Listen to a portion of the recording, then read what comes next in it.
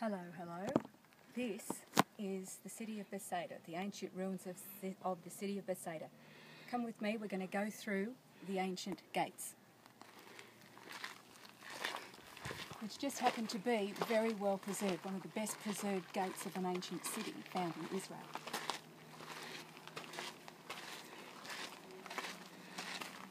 Coming up to the courtyard area and the entrance of the city gates.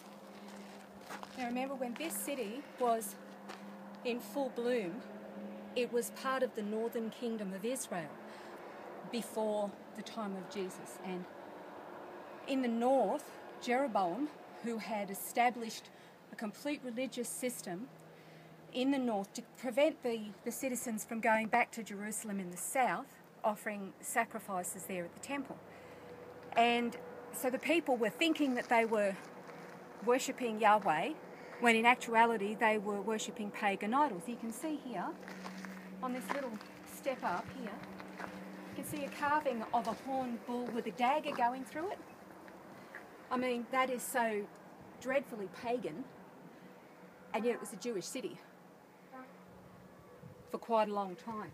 And there's a little tray in front of it. I'm guessing that they would have put little offerings or something there. And this would be coming into the city gates. You often read in the scriptures where you would find the elders would sit in the city gates and they would conduct business there. Remember Boaz, when he wanted to take Ruth as his wife and there was a nearer kinsman, he went and spoke to the nearer kinsman at the gates with the elders and transacted the deal, I guess you'd call it, right there in the city gates. It would have been just like this.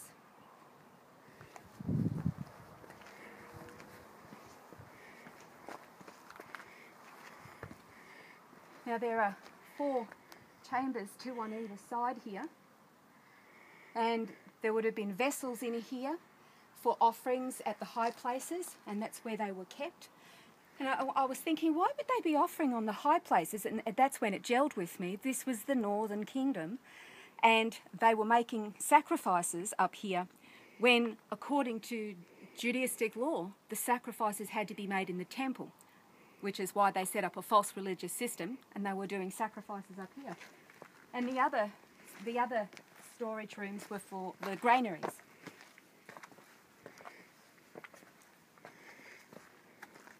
Which is really quite remarkable. And so when the Romans conquered the land, it was basically all part of Judea. So it was primarily, there were non-Jews up here, but also a lot of Jews as well. Because remember, when Jesus preached here, he was preaching first and foremost to the Jewish communities. And this area in here is where this was considered a high place, and they would make sacrifices up here, contrary to Judaistic law. I tell you, it gives you a funny feeling in the pit of your stomach when you stand in these places and it's so ancient and you think of all that went on in these particular places.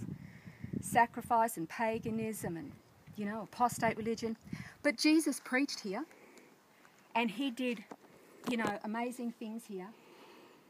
And he said to Chorazin and he said to Bethsaida, he said, "Cursed are you. You would have repented long ago in sackcloth and ashes because of the miracles that were done here." And there's not much left. They still were in unbelief. Actually, I was only thinking, if you read in the last portion of Matthew 28, it was after Jesus' death and his resurrection. And he was there amongst them all. They could see him. They were talking to him face to face. And it was interesting, if you go and read it, at the end of Matthew 28, and it says that some of them still didn't believe. And that always stuck in my mind. They saw him dead, and then they saw him resurrected, and still some of them struggled to believe. How is that possible? I guess that's just the stubborn, sinful nature of mankind, isn't it? And then he said to Thomas, You believe because you've seen. Blessed are you who believes even though you haven't seen. And that's where we are today. We didn't see all that with our eyes, our natural eyes, while we know it to be true. That counts us blessed.